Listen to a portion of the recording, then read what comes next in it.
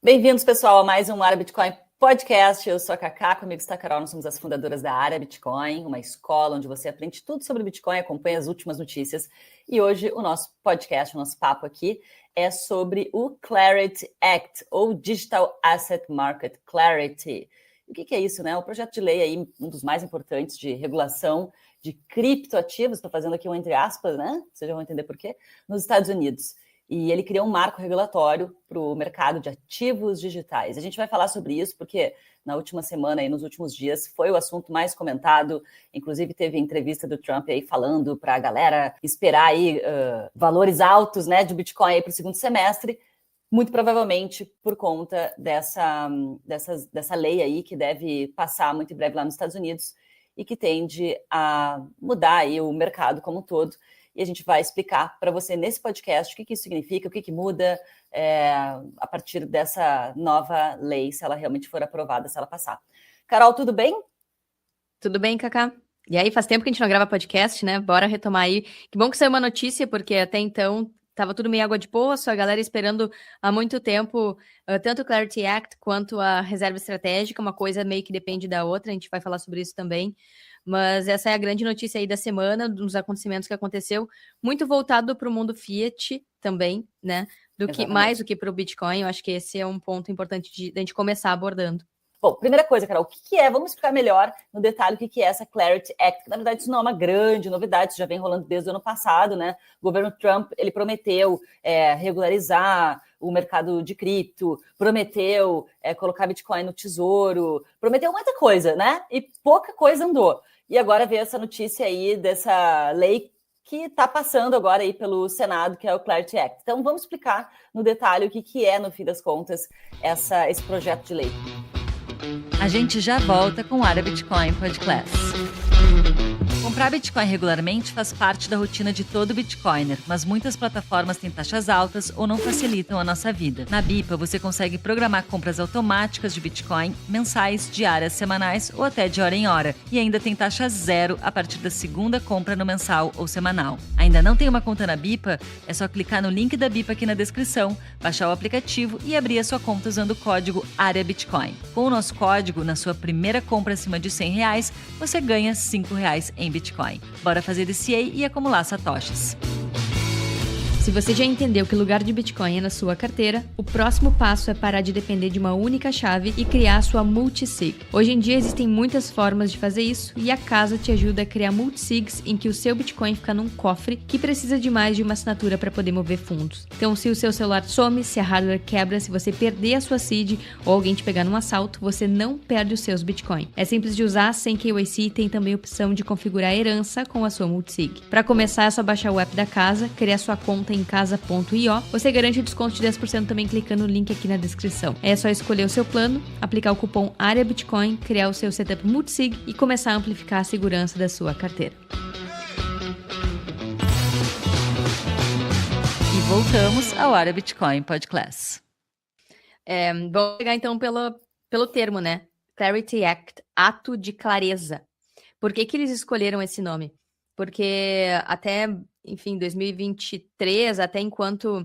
como é que era o nome daquele cara que estava na SEC? O Gary Gensler. Gary, isso. Até a época que o Gary Gensler estava na SEC, ele era conhecido, principalmente pela galera cripto shitcoiner, por perseguir projetos e processar eles por, enfim, serem centralizados, promoverem golpes e fraudes. Um pouco, ele tinha razão, porque de fato muitos desses projetos tinha fundador, fazia pump and dump e roubava os usuários com esses lançamentos e ICOs. Por outro lado, não existia uma clareza. Então, qual que é a regra? Qual que é a lei que exchanges, que protocolos DeFi, que, enfim, para fazer um ICO da vida, esses projetos tinham que seguir? Então, não tinha uma lei. O Gary Gensler estava se apoiando nas leis que existiam até então. E é por isso que se chama Clarity Act. É um ato de clareza. O governo americano tentando deixar tudo às claras e esclarecer como que vai regular o setor. Então, isso é super interessante a gente pontuar e diferenciar que essa é uma lei estatal, governo americano, que influencia o mundo inteiro, como que o mundo inteiro vai também regular. E a gente vai falar sobre isso depois, não quero atrapalhar os argumentos, mas tem um impacto global. Mas, principalmente, e por que se comemora tanto, né? porque ajuda o sistema Fiat, os projetos e as empresas centralizadas a saberem quais regras elas vão seguir. Para o Bitcoin, que é o protocolo descentralizado, que não precisa de governo nenhum, né, que não atende às leis Fiat, o Bitcoin, para ele não muda nada, para o protocolo não muda nada. O que muda, na verdade, é para as exchanges e para empresas que prestam serviços de intermediação. E eu acho que isso é super importante. Eles até tentam regular os protocolos de shitcoin, a gente vai entrar nesse ponto, mas é importante dizer que, tipo, o Clarity Act, ele não muda nada do Bitcoin.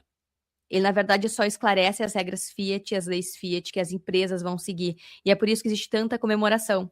Especialmente o Saylor, né? Ele até colocou que isso é um divisor de águas aí, finalmente votação e possivelmente aprovação dessa lei, porque ETFs vão ter muito mais segurança, empresas vão ter mais segurança de colocar nos seus tesouros, existe a tranquilidade que, bom, então os Estados Unidos não vai proibir Bitcoin, não vai proibir esse mercado, não vai sufocar as empresas, né?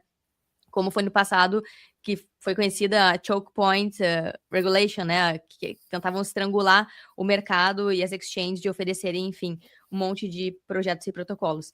Então, por isso que o mercado e as empresas veem como algo positivo, porque esse é o primeiro pontapé para regular o mercado Fiat, ou seja, empresas, ETFs, fundos que querem acumular Bitcoin e tesourarias começam a ter algumas garantias do próprio sistema Fiat de que eles podem fazer isso. E, inclusive, dá base também para o governo americano criar a sua reserva estratégica. Por quê? Posso seguir adiante ou tu quer comentar alguma coisa sobre o que eu falei até agora? Porque eu vou seguindo. Eu quero que tu segure isso e a gente vai falar. Vou anotar aqui, ó, reserva estratégica, tá? Eu acho que esse é um ponto bem importante, estratégica, para a gente falar, tá? Mas antes disso, a gente está aqui no ponto do que é essa Clarity Act. Tá. Eu separei alguns pontos aqui. Vai lá, então. Tá. Se voltar, eu complemento.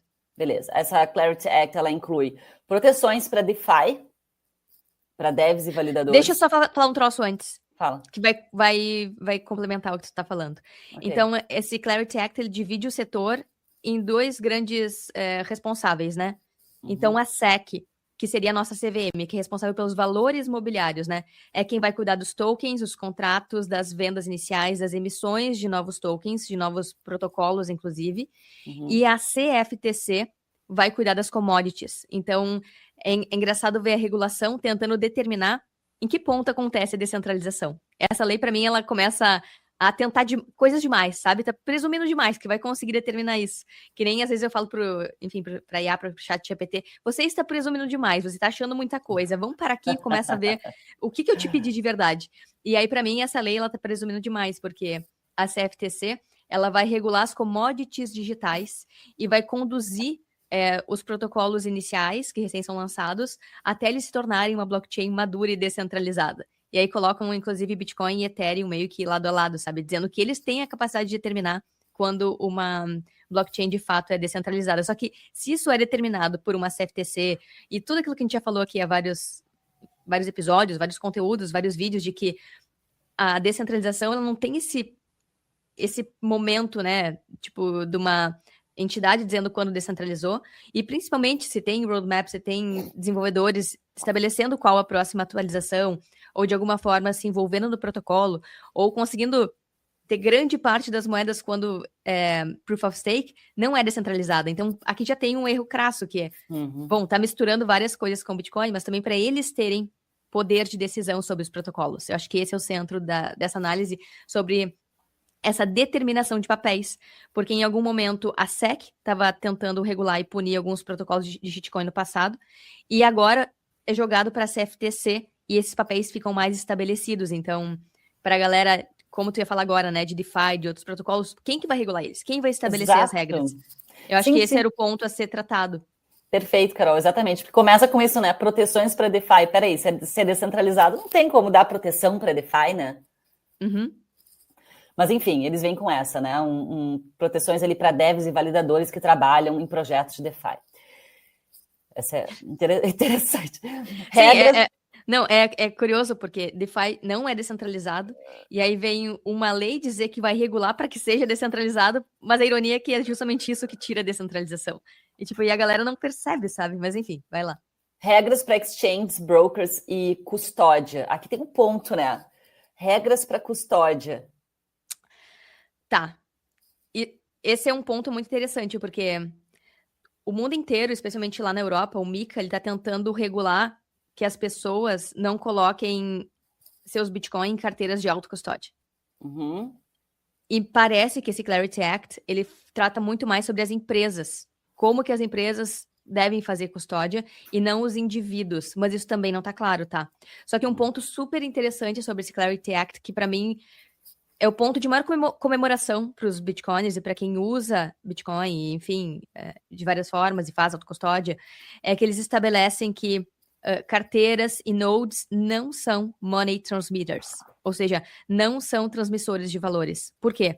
A galera do Samurai, da carteira, tá presa até agora, que era uma carteira voltada para a privacidade e fazer coin join, ou seja, misturar as moedas para que não se rastreie quem que tem cada Bitcoin, cada moeda, tá presa até agora por causa de uma percepção da lei que diz que eles eram money transmitters, ou seja, que eles eram custodiantes e transmissores de valores. Só que as carteiras de Bitcoin não são money transmitters, e nem os nodes, porque os nodes permitem as pessoas enviarem transações do seu próprio node para blockchain Bitcoin. Só que a questão é, a Samurai e um node não faz custódia de nada. O Bitcoin está na rede Bitcoin. Então, o Bitcoin não está dentro da carteira ou dentro do node. E então, a galera da Samurai não poderia ter sido presa por ser um money transmitter. E isso criava um precedente judicial muito grave para toda a indústria. Então, a partir do momento que carteiras não são consideradas money transmitters e nodes também não são, porque no fim os Bitcoin não estão dentro da carteira, não estão dentro do node e as pessoas podem transacionar livremente entre si, então todo mundo seria um money transmitter, isso perde o sentido dessa lei. Então, o fato de ter, a princípio, né, porque a lei ainda não foi aprovada, mas a princípio ter essa sinalização de que nodes não são transmissores de valores é incrivelmente positivo para a indústria, porque se fosse considerado money transmitter, várias empresas e protocolos open source que estão baseados nos Estados Unidos teriam que sair, teriam que ir para outras jurisdições ou teriam que desligar o acesso à população americana, enfim, a empresas americanas. Então, isso para mim foi sensacional, porque acaba com esse receio que é esse cercado, né, que o sistema Fiat tenta fazer, cercar carteiras, protocolos, tentam regular a fim de estrangular e controlar, que é o que acontece aqui no Brasil, para que eles tenham controle. E, a princípio, isso foi afrouxado de alguma forma nesse Clarity Act. Eu acho que agora era o gancho perfeito para falar sobre os nodes, Cacá. Não, e se essa lei ela for aprovada, então é bem possível que os dois devs que estão presos, os dois devs da Samurai, eles sejam liberados. Possivelmente. Apoiado nessa nova lei, dizendo que eles não eram money transmitters, não... Porque qual que foi a acusação deles? Eles foram presos porque eles provocaram o sistema. Eles ali na guerra da Rússia e Ucrânia, eles falaram algo assim, tá? Que czars russos usem a Samurai Wallet porque ninguém consegue identificar vocês. Só que eles falaram meio que tirando sarro do quão poderoso é a ferramenta que eles criaram, e de alguma forma sim. Só que aí o governo americano, ele não vai atacar a Samurai em si, né? Ou o protocolo conseguiram tirar o site do ar. Mas o que eles fizeram é atacar os desenvolvedores. E esse é o receio da indústria, que quem desenvolve ferramentas de liberdade seja atacado pelo sistema, seja preso. Por isso que existe tanto dev e pessoas construindo Bitcoin que são anônimas, né? Ao criar essas ferramentas disruptivas, elas não se tornem alvos do próprio sistema perseguindo elas. Então, por isso que é tão positivo. Tira esse alvo das costas dos desenvolvedores por criar essas ferramentas que, enfim, trazem mais liberdade para as pessoas. Eu puxei aqui as últimas atualizações desse caso, inclusive, né? Esses dois devs da Samurai, eles estão presos, né, desde janeiro, e eles foram sentenciados. Um deles foi a 5 anos de prisão, o outro foi a 4 anos de prisão. E um deles tem 67 anos, tu vê? Já é um cara, assim, com mais idade, né? E ambos começaram a cumprir a pena em janeiro de 2026, e... um deles em dezembro de 2025, outro em janeiro de 2026, e um deles pediu agora, poucos dias agora em maio, ele publicou um apelo da prisão, pedindo doações da comunidade Bitcoin para cobrir mais de $2 milhões em dívidas legais e multas. Olha que droga. Ele diz que tem esperanças de perdão. E o DOGE, né, o departamento ali, do Estado americano, alegou que o serviço deles, né, o Whirlpool, o mixer de privacidade da Samurai, lavou mais de 237 milhões de dólares envolvido, enfim, com drogas, darknet, hacks, etc. eles tiveram que entregar 6,3 milhões de dólares em taxas, mais multa e, enfim. E por que eu acho que eles foram presos também? Porque existiam, na época, vários serviços de CoinJoin e Whirlpool e Mixer, né? Só que quando eles postaram que czars russos usem a Samurai, ele está dizendo que a ferramenta que ele criou é usada para contornar sanções, porque o governo americano tinha sancionado a Rússia na época. Então está justamente provocando as ferramentas que o Estado e que o governo tanto tem de criar coerção financeira, e está distorcendo isso para se vangloriar na internet, entende? Então, por uma baixa inteligência emocional, ele se tornou cúmplice de um crime internacional que seria contornar sanções americanas. Sim, ele acabou chamando atenção também, né? Perfeito. Em resumo, é isso. Mas ele criou os argumentos para que apontassem para ele toda a coerção e as ferramentas Fiat de tentar censurar e coagir as ferramentas que existem hoje, né? Bom, então, por um lado, essa lei ela pode trazer uma coisa boa, que é permitir com que os devs trabalhem em ferramentas de privacidade sem serem culpados por isso. Talvez. Em teoria, vamos ver. E por isso que eles falam que isso dá safe harbors, ou seja, dá proteção legal para os desenvolvedores. Tipo, a gente não vai perseguir vocês. Desde que esteja a nosso favor, tipo assim. Esse é o ponto. Isso é o que a lei não diz, né? Se eles estão facilitando essa abertura, significa que eles querem atrair os desenvolvedores para os Estados Unidos para se beneficiar também de algo que eles vão usar a seu favor. E aí entra justamente a base legal para a reserva estratégica. A gente vai ter que ir costurando todos os pontos, porque vai ser difícil seguir bonitinho, porque uma coisa se conecta com a outra, né? Se eles querem ter uma reserva estratégica de Bitcoin, querem desenvolver a indústria, eles vão precisar dos desenvolvedores e vão precisar tirar essas medidas coercivas para cima deles. Então, tudo está alinhado, né? Tanto a parte de coding, quanto a parte legal, quanto quem vai regular quem vai fiscalizar quem. Acho que tu estava falando dos tópicos, né, Cacá? Acho que vamos seguir adiante também. Sim, acho que tem mais pontos. Próximo tópico, limites e guardrails para stablecoins. Com um acordo recente, proíbe yields passivos, tipo juros, mas permite recompensas baseadas em uso. Tá, esse é um ponto bem importante, porque e é um ponto marqueteiro também, porque os Estados Unidos, ele ia lançar uma CBDC, assim como vários países, né? E a Clarity Act, ela determina que não pode lançar uma CBDC dos Estados Unidos, mas ao mesmo tempo, eles estão apoiando muitas stablecoins, o USDC, principalmente Tether. Tu vai falar sobre isso? Só um ponto que complementa. O próximo tópico era justamente sobre isso, proibições relacionadas a CBDCs, a moeda digital de Banco Central, né? Para evitar vigilância excessiva. Nossa, como eles são bonzinhos, Carol. Então, eles vão usar stablecoins, só que eles vão tentar, através das stablecoins, aquela coisa que os governos fazem, né? Criam monopólios. Então, eles vão dizer, só pode usar essa stablecoin, porque essa é a regulada, essa é a que tem a fiscalização, essa é a que protege os consumidores americanos e globais, essa reflete a filosofia do dólar como reserva de valor global, então vocês só vão poder usar o SDC, ou, sei lá, o SDT, ou outra que eles vão botar aí como a segura de usar. Só que isso, na verdade, é marketing, porque uma stablecoin não se diferencia em nada de uma CBDC. Acaba que, por exemplo, o Tether tem grande parte de títulos americanos, é um dos maiores possuidores de títulos americanos, então ainda está atrelado às impressoras e aos papéis, aos títulos dos Estados Unidos. Isso gera uma demanda por esses papéis. Isso só reforça a hegemonia americana, no fim das contas. Eles estão só criando um outro mecanismo de gerar demanda por esses papéis. E é por isso que estão comparando o Clarity Act com o Securities Act de 1933. E isso é muito louco, porque o que aconteceu em 1933? Eles proibiram as pessoas de ter ouro e forçaram as pessoas a entregarem o ouro nos Estados Unidos para os bancos e criou a Security Act, que estabeleceu como que os valores mobiliários, ou seja, ações e ativos Fiat, vão funcionar nos Estados Unidos e é grande parte de como funcionou até agora.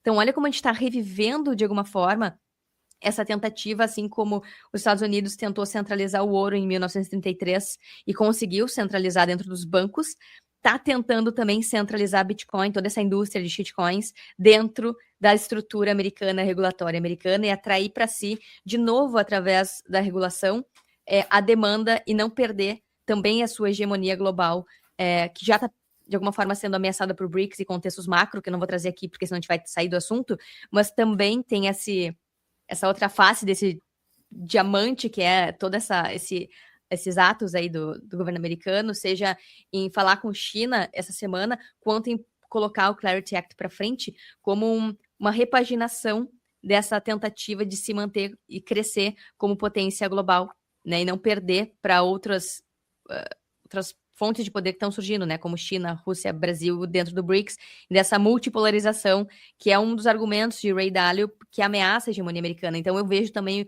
esse Clarity Act como uma base legal para, se no passado o governo americano justificou a sua potência como tendo a maior reserva de ouro do mundo, agora ele tenta reposicionar como tendo a maior reserva e regulação de Bitcoin global. Cheguei, era nesse ponto que eu queria chegar, só que tinha que falar sobre tudo isso para conseguir contextualizar como essa lei também importa no sentido macro, né? E, de novo, como da base para a reserva estratégica, porque está em alinhamento com o Security Act de 1933.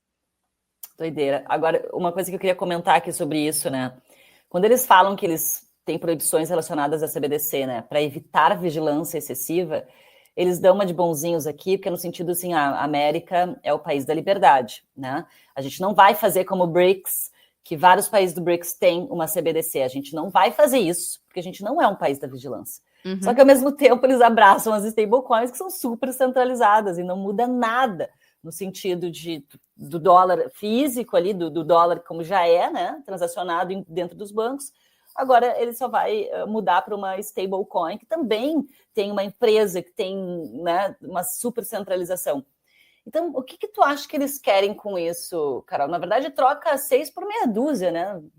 Qual que é a jogada que tu acha que tem com relação a adotar uma stablecoin que já existe e não criar uma? A gente já volta com o Área Bitcoin Podcast.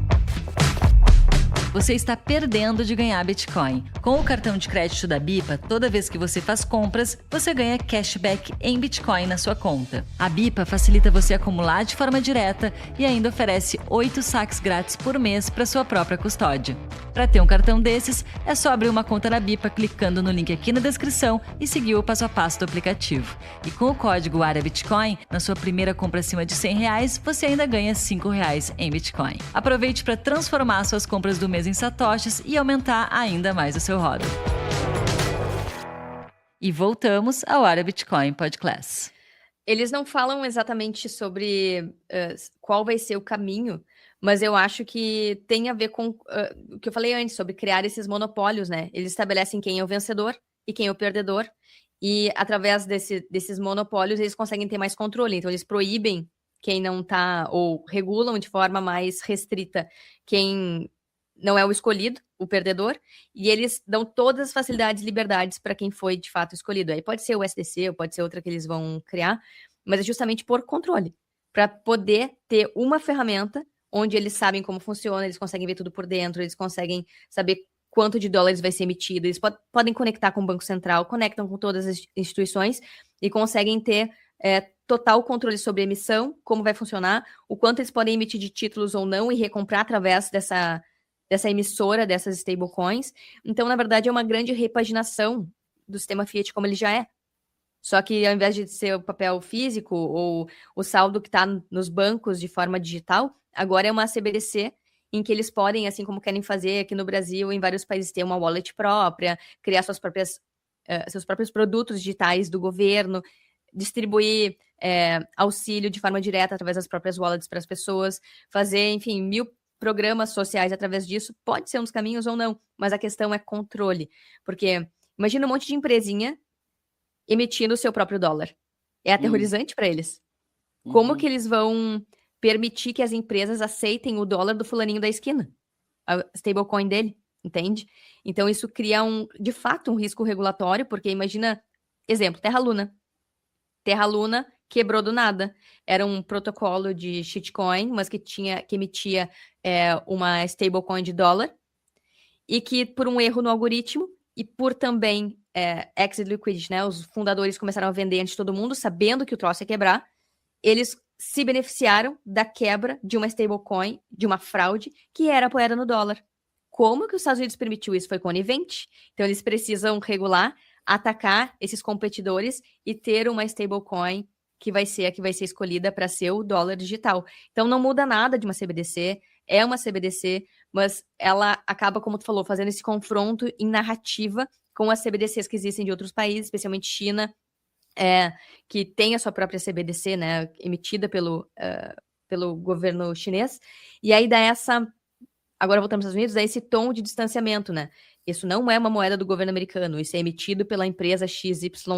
Só que se a empresa XYZ sofre fiscalização e influência, acaba sendo uma extensão do próprio governo, né? Então, por isso que eles tentam se descolar desses modelos de vigilância, tentam dizer que não é do governo, que tem uma empresa por trás, que vai ser fiscalizada, que vai ser, de alguma forma, vão ter regras que ela vai ter que seguir, e gera essa sensação de independência, porque é como se fosse uma outra versão do Banco Central emitindo outro tipo de moeda, né? Ao invés de ter a Casa da Moeda, o Banco Central emitindo dólar digital, vai ter uma empresa, porque o Fed, ele é tratado nos Estados Unidos como algo independente do governo americano, então eles estão criando de novo essa desconexão para justamente justificar que não é uma ferramenta de extensão, uma ferramenta governamental, mas são multi-entidades que agem em conjunto pelo bem comum para proteger o consumidor, proteger o cidadão e dar segurança para o mercado financeiro, para as empresas e para todo o ecossistema. Olha como pega muito melhor.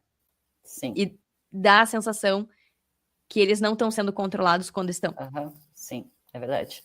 E aí o último tópico aqui da Clarity Act é que ele facilita a captação de até 75 milhões de dólares sem as regras pesadas de securities em alguns casos. E o que isso significa, né, Carol? Que mais startups vão conseguir funding rápido e barato nos Estados Unidos, em vez de fugir para Singapura ou Dubai, onde as regras aí são bem mais frouxas. Isso acaba, de novo, criando um ecossistema também mais forte para as empresas. Então, eles sabem pelo que eles podem ser processados ou não. E eu acho que o impacto também, agora conectando com o que eu falei no início, o impacto é global, né? Aqui, por exemplo, porque o mundo inteiro acumula dólar. É a reserva de valor global nesse momento. Todo mundo tem títulos americanos, bonds, treasuries, e acumula dólar, né, como moeda e faz câmbio.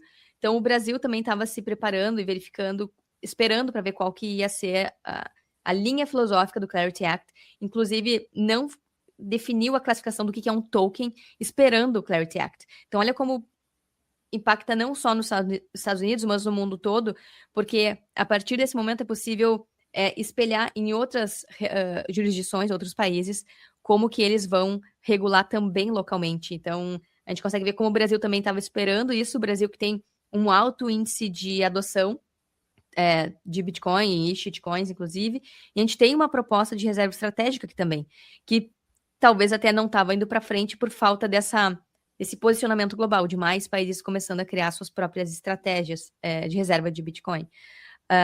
Eu acho que, no fim das contas, é positivo para as empresas, para o Bitcoin não muda nada, porque o Bitcoin segue as regras do próprio protocolo, mas acho que tende a dar, e aí é o que eu estou falando, né? As empresas conseguem mais funding, porque conseguem ter mais argumentos para captação de recursos, e também para mais empresas criar sua própria reserva, porque a gente tem que ver que para o mercado financeiro tradicional, o Bitcoin ainda era um bicho meio diferente de tudo, né? Porque é um ativo, é um dinheiro, não tem como o governo nenhum controlar, ao mesmo tempo que as empresas e governos estão acumulando, e as pessoas estão acumulando.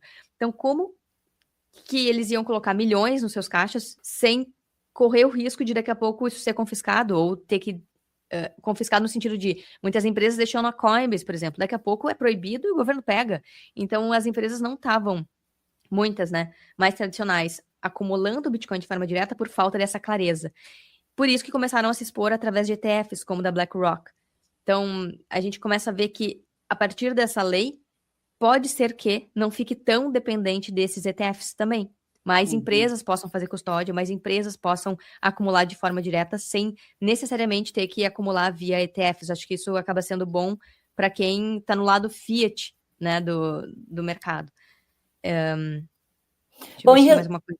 Em resumo, então, na verdade, todas essas regras, o Clarity Act que os Estados Unidos estão aí tentando aprovar como lei, acho que é até importante botar aqui, né, qual que são as datas para tudo isso acontecer, né? Agora passou na Câmara dos Deputados, no Senado eles aprovaram o texto atualizado e o que mais? Agora o projeto vai para o plenário do Senado, ainda precisa de 60 votos para avançar e precisa da assinatura do presidente dos Estados Unidos, o presidente Trump. Então vamos ver se isso vai para frente e como que vai acontecer. Mas no moral da história é que os Estados Unidos, eles querem atrair talentos, devs, né, estão de olho na inovação desse mercado, querem voltar a ganhar mercado de Dubai, que eles perderam para Dubai, Singapura e Europa, porque na Europa já tem o MiCA desde 2024, 2025. Eles querem regular para que a indústria, o mercado fiat, abrace o mercado cripto, e eles estão abrindo também espaço para a tesouraria de Bitcoin. Basicamente é isso. Carol, tu entende dessa forma? Sim, eles estão entrando na competição global por mercado, por reserva, por atrair talentos, como tu falou, para que as pessoas vão para lá e não sejam perseguidas, como aconteceu em outros lugares. E eu acho que tende a ser aprovado. Por quê? Tem apoio bipartidário, então esquerda e direita estão votando a favor do Clarity Act. Só quem não está apoiando é a tal da senadora Warren, que não quer que seja regulado, não quer que tenha abertura e quer que seja proibido. Ela vê... Peraí. Ela vê como isso É engraçado, porque toda lei, ela fala em proteção do consumidor, proteção das pessoas, contra a lavagem de dinheiro, para regulação. E ela diz que não, que essa lei vai facilitar a lavagem de dinheiro, que vai ser pior e que tudo mais. Mas ela sempre esteve contra, ela sempre quis a proibição e o estrangulamento da indústria. Então ela é que tá, enfim, não quer de jeito nenhum, quer que fique totalmente às margens, quer que seja algo de criminoso usar Bitcoin e, enfim, outras shitcoins, e que essa indústria seja totalmente abafada. Ela também não dá nenhuma solução para um mundo que está evoluindo nessa direção, né, da digitalização de tudo. Ela, na verdade, parece ser paga por um cartel bancário, que quer que tudo fique dentro dos bancos e que novas instituições não surjam. Isso só vai atrasar os Estados Unidos, porque a gente sabe que essa inovação, ela é inevitável. Já, como é que é? Não tem como transformar ovo frito em ovo de volta, né? Não tem como uncrack the eggs, não tem como mudar a realidade como ela é agora. Então, ela fica esperneando, mas não tem o que fazer. Quem não adotar vai ficar para trás, que é o que o Bitcoin tem feito e que a tecnologia tem feito há muito tempo. A gente vê isso com IA, viu isso com a internet e tá vendo agora com o Bitcoin. É que apesar de ser uma lei bem shitcoiner, assim, acaba chancelando o Bitcoin também, né? É que eles precisam ser amplos. Porque ou eles regulam só Bitcoin e proíbem o resto, mas isso vai matar várias exchanges que estão nos Estados Unidos, ou eles são bem amplos, determinam quem vai regular o quê, e aí eles evitam essa passagem de security para commodity. Então eles estão dizendo, olha, isso até é bem louco ver sendo regulado. Eles dizem que quando for passar para commodity um protocolo, os desenvolvedores vão ter que abrir mão do controle das atualizações e liberar para o público poder opinar ou poder atualizar. Só que a maioria das foundations não faz isso. Eles querem controlar, eles querem centralizar. A gente viu isso, enfim, vários exemplos. E é por isso que eu acho que essa transição de security para commodity não vai acontecer. E não vai ser aprovado, eu acho que se eles forem tentar se meter nesse processo de transição. Mas é só para estar descrito, né? O que separa Bitcoin do resto. E como esses devs não vão abrir mão do controle, porque muitos criam justamente para se beneficiar do controle, para poder fazer pump and dump, X e liquidity. Então, essa linha que é traçada talvez deixe mais visível essa diferenciação. Então, no fim das contas, quem já entendeu Bitcoin não faz a menor diferença, porque já entendeu a diferença de Bitcoin e shitcoins, e quem usa Bitcoin de forma direta, não compra de plataformas centralizadas, também não faz a menor diferença, mas quem precisa, quem compra, e as empresas que estão nesse setor precisam dessa garantia de que não vão ser fechadas de uma hora para outra, que é o que a senadora Warren queria fazer. Fecha tudo, acaba com o mercado, proíbe tudo e deu. Deixa tudo com os bancos. Bom, então tu acha que isso vai ser aprovado? Essa lei provavelmente aí deve ser assinada muito em breve pelo presidente Trump e isso vai para frente. Vai, porque as empresas estão pedindo isso há muito tempo. A gente está vendo Kraken, a galera de mineração, as Riot, Hut 8, tudo pedindo clareza, porque alguns eram perseguidos e fechados ou tomam processo e outros não. Por que uns sim e outros não? Isso gera uma sensação de injustiça e de palhaçada. né? Então, eu acho que isso acaba trazendo um pouco de clareza, como diz o nome da lei, para as empresas. Porque o que o governo consegue atacar são as empresas, porque empresas são reguladas. Então, no fim das contas, elas precisam de alguma diretriz de como que elas vão ser reguladas, como que elas podem ser punidas ou não. E tu acha que com essa lei sendo aprovada, a adoção do Bitcoin aumenta e o preço também deslancha ainda esse ano? Do ponto de vista centralizado Fiat, sim. Porque é o que a gente falou o tempo todo. Mais empresas vão conseguir alocar mais grana, receber mais funding e colocar mais Bitcoin nas suas caixas, trazer mais devs, migrar de jurisdições mais coercivas para lá. Então, no fim, sim, para a gente entender o que isso significa, é só olhar para quando a China proibiu a mineração por lá. Grande parte dos mineradores foi para os Estados Unidos e lá ficou. Imagina se eles são super coercivos ou fechados e proíbem, sei lá, essa indústria ia sair de lá. Eles iriam perder grande parte de empresas que pagam impostos lá. Eu acho que esse é o ponto, né? O governo não quer perder de arrecadar imposto dessa indústria que, tende a crescer e tem um ativo que tende a valorizar pra caramba. Eles não querem perder, receber impostos dessas empresas, porque no fim são empresas são reguladas, e é aí que o Estado alcança os seus braços, né, através das empresas que são centralizadas. E não atinge o Bitcoin, que é descentralizado, não é uma empresa, não tem uma equipe de marketing, não tem uma equipe de devs que é coordenada, dizendo o que vai acontecer depois, e não tem como controlar. E é por isso que eles estão regulando e não proibindo, e não sendo, como outros países, como China, expulsando para fora das suas fronteiras, estão dizendo, venham para cá.